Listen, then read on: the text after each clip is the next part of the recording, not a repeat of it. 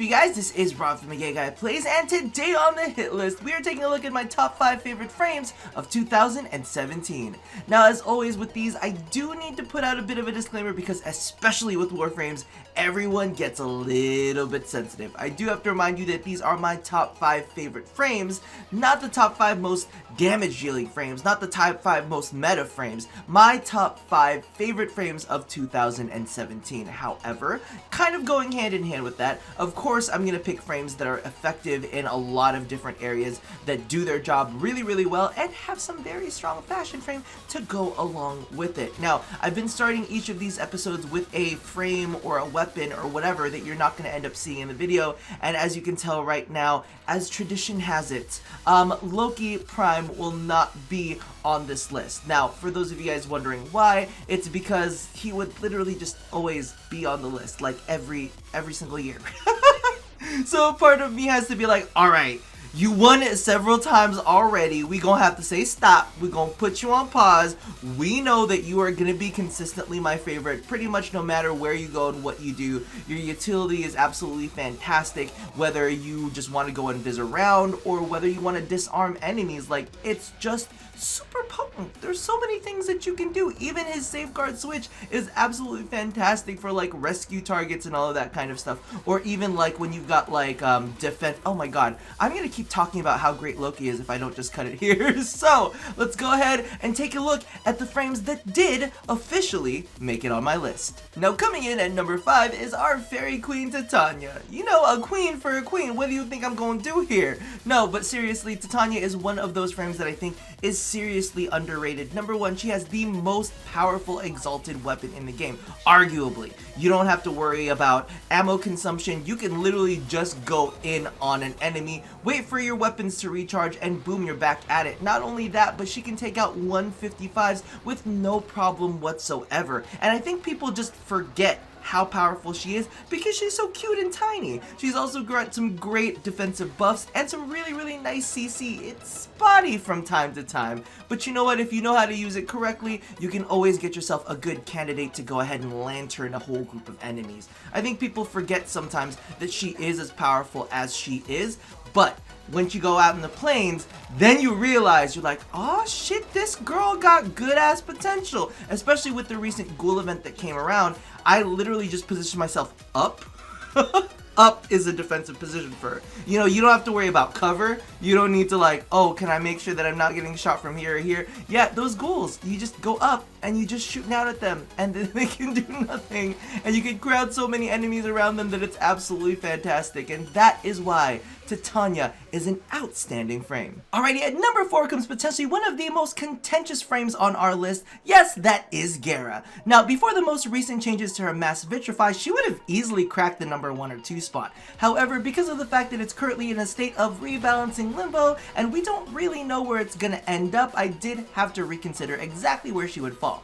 But after some long, hard reassessment, legitimately, I took a look at it, and Mass Vitrify isn't a make it or break it for Gara, at least not in my opinion. Really, where her power lies is in Splinter Storm, and that thing is absolute insanity. It's a 90% damage reduction for Gara, and any allies she decides to cast it on, including defense objectives and Kobots and Kubros, that is a shit ton of fortification. And the thing that I like the most about Gara, I think, is she has this reoccurring theme of, if you put in the work, you get the benefits. If we take a look at someone like Trinity, she has an AoE damage reduction of 75. Of course, it does heal allies, and it's within her affinity range. However, Gara has a more powerful damage reduction in the form of Splinter Storm, but she has to cast it on all of her allies singly and manage those timers. It's more of a damage reduction, but it does require more effort. In addition with that, there's that synergy between Mass Vitrify and Splinter Storm, where if you cast Mass Vitrify, you refresh the duration of Splinter Storm, and then you can go ahead and shatter that, and it actually adds to the damage in the area of effect of Splinter Storm. So it's kind of like this whole, like, you put in the effort, you get the bonus, and this bonus just scales infinitely. So legitimately, you have this kind of like shorter range World on Fire whose damage just goes up and up and up as long as you manage your timers. And I thought that was absolutely fantastic. In addition to that, we do have Spectre Rage, which is one of the prettiest abilities out of all of Warframe. You just get this really pretty carousel of glass mirrors that shatter on their enemies and kind of cluster things together, where you can use your Shattered Lash, which scales with the damage mods on your melee weapons, and that is absolutely fantastic as well. So all in all, even though Gara did take a hit to one of her biggest abilities, she's still a powerhouse and definitely deserves to be at the number 4 spot on my list. So coming in at number 3 is one of the most powerful yet one of the most non-traditional Warframes in the entire game, Beats by Octavia. And let me tell you right now, she beats the shit out of her enemies like nobody's business. But before we jump into that, let's go ahead and take a look into her mana cord, because that thing is a legitimate mindfuck. You can create so many different songs on that and even share them with your friends. And you know what's even better? There's actually a personalized slider where you can turn down the songs of all of your allies, because legitimately, if I hear one more bad rendition of Sandstorm, I'm gonna go beat crazy on some of these people.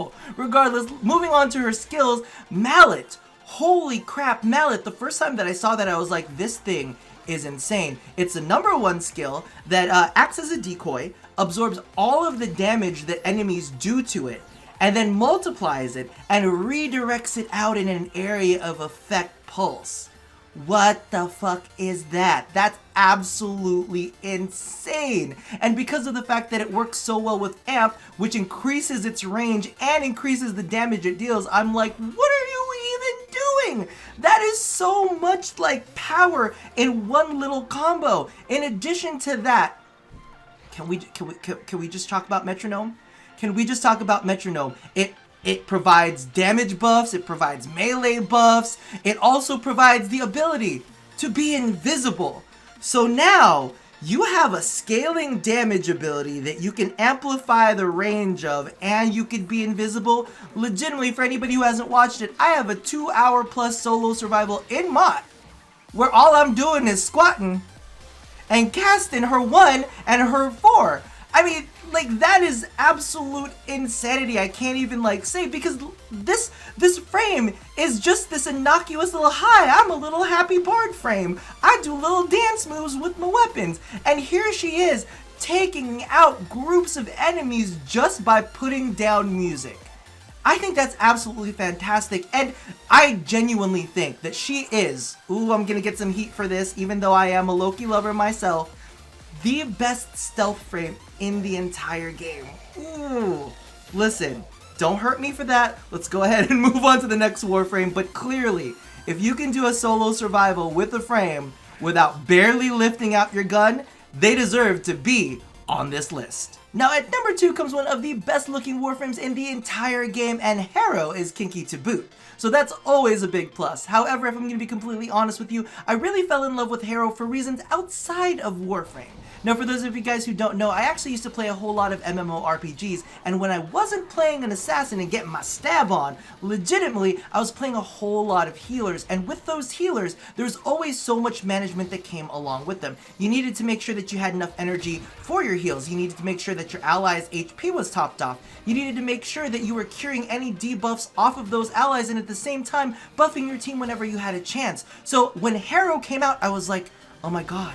This is like all of those things that I used to do, but now it's in Warframe and I get to shoot things at the same time. I was like, yes, my dreams have come true. And I know that it sounds kind of crazy that I really like the complexity of this. Usually you want just simple frames that you can tune out and not even really have to worry about. But with Harrow, it's all about managing these different things at once. And that's what really made me fall in love, especially because he had all of these cool synergies. I mean, legitimately, all of his abilities are tied to each other. You get tied, you get the whole tied thing? Yeah, okay. We'll leave the pun Simogamu. Regardless, his first ability, Condemn, restores your shield, which is very, very important, and also CCs enemies.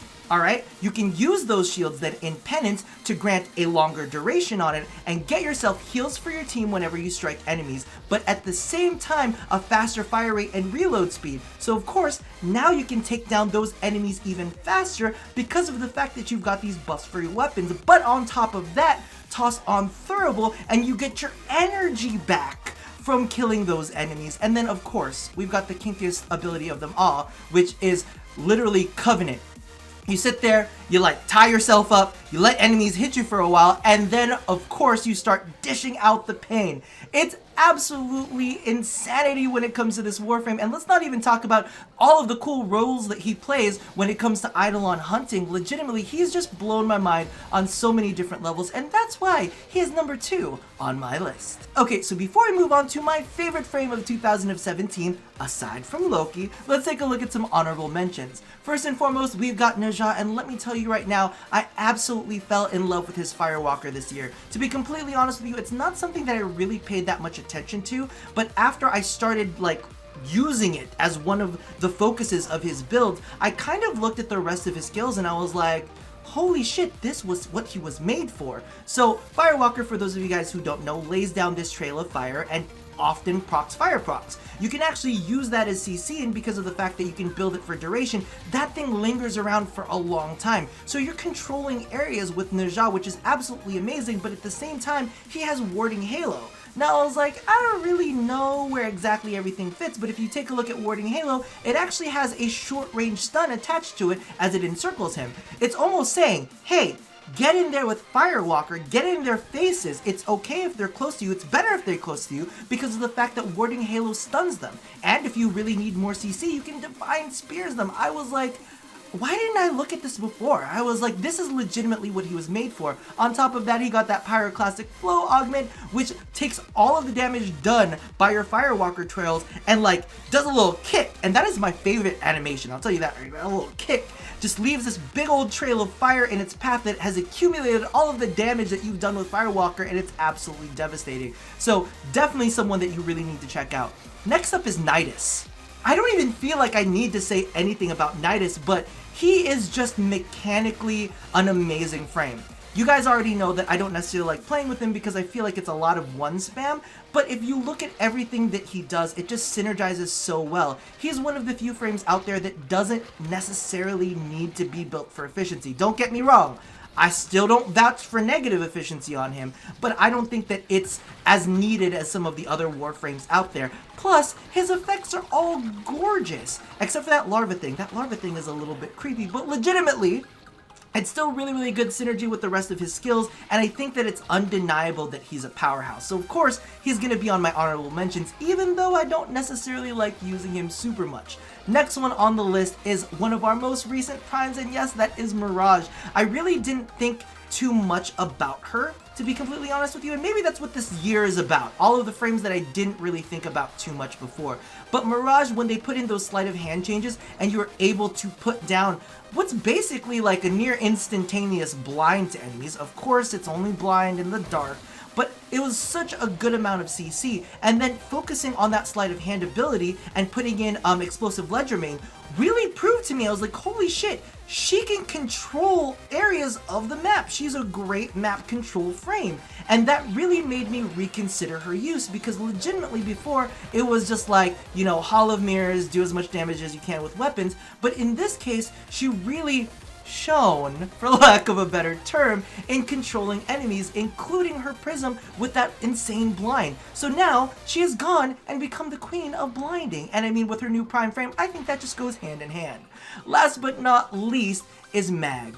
She is one of those frames that I did not give a shit about for the longest time. And then of course her rework came out, and you know, I played around with it a little bit, but for some reason this year I was really just drawn to Mag. This is just becoming a really punny segment, isn't it? But regardless, the one thing that I loved about her is her new Magnetize, because of the fact that you could use her in defense areas to kind of hold down choke points. You just toss down a Magnetizer wherever enemies are coming through, and legitimately, that area is just clear. You're like, I don't see any bullets coming from there because y'all are magnetized already.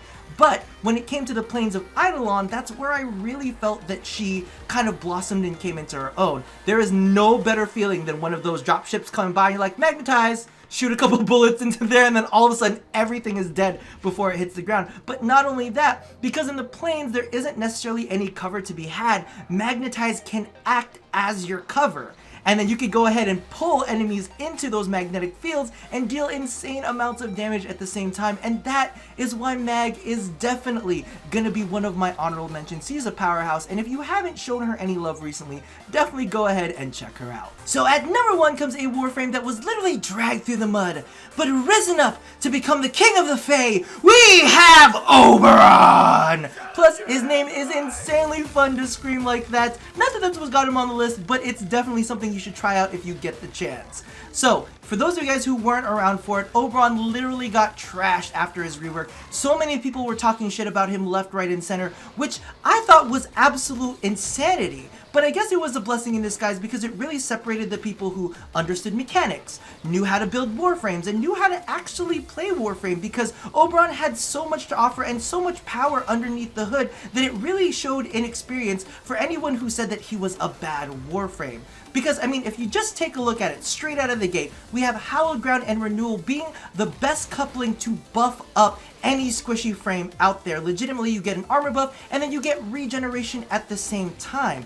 But on top of that, because of the fact that all you need is the initial cast to catch allies in, they literally have unlimited space to run around in. So if it's Plains of Eidolon, he actually serves to be one of the best supports out there. Or let's be real, if you just have friends that love to run around and exterminate and you just don't even see them because they've run so far ahead, this is a great way to keep them alive. On top of that, if you cast Reckoning on top of that Hallowed Ground, now you can strip off enemy armor at like any level, or at least any level that I've been able to test it at. So if you have some allies that don't necessarily know how to deal with high levels of armor, you can definitely help them out this way, or just help yourself out this way, because it's a great CC to knock enemies down to boot. On top of that, we have what I think is going to be a sleeper hit for damage 2.5 because we have Smite. Now, for those of you guys who don't know, all of the orbs that are created after the initial impact of Smite have puncture added to them, so they have guaranteed punctured procs to be able to lower the damage output of enemies. So now we can lower damage output, we can buff up the squishy people on our team, we can strip enemy armor, and we also have the ability to confuse enemies at the same time using Hallowed Ground or Reckoning, or, you know, all of the different ways that you can apply it to your enemies with Oberon. So that's amazing. CC, we have armor stripping, we've got buffs, and of course, you know, you pair him up with a good weapon and you've got damage to boot. It's absolute insanity. He is an amazing, amazing frame. And not to mention, I'm bringing this back down to like, you might need to help your friends a little bit. But legitimately, he's got Phoenix Renewal on top of his renewal. So now you have the ability to restore health, but you also have a team-wide Defy if your team really, really sucks. So on all angles, Oberon is an amazing, amazing frame. To top it off, he's got some amazing Tennogen skins coming out, and I have to say, Feyark is one of my favorite deluxe skins, and I really, really liked his Prime as well. So there's just so many reasons to love Oberon, and that is why he is my favorite frame of 2017. Aside from Loki. Alright, so I'm gonna be completely honest with you. I actually finished recording this video in its entirety, then went to go stream, grabbed some food, came home, started watching some soaping videos, then after I started editing this thing, I realized that I completely butchered the ending. We have a 4-year tradition on this channel that I need to uphold. So thank you all for watching this episode of The Hit List. If you disagree, you can go suck a dick. You know why? This is my list. Yes, it is my list. However, I'm sure that there are plenty of you guys out there repping other Warframes that did not make it onto my list, so feel free to go ahead and leave your top 5 favorite frames of 2017 down in the comments below. And for a little bit of a heart-to-heart, I'm very, very curious if there were any frames on my list that you guys may have not given a chance before, but now your gears are turning and you're like, huh, I might actually want to go ahead and play that. Toss that in the comments down below as well. So that about does it for me, and as always, love somebody, hurt nobody, and touch your favorite Warframe appropriately. Not like in the Rule 34 way, like just play with them like in a normal mission where you shoot, bang, bang guns like that. Alright, regardless, I will see you guys next time. Bye-bye!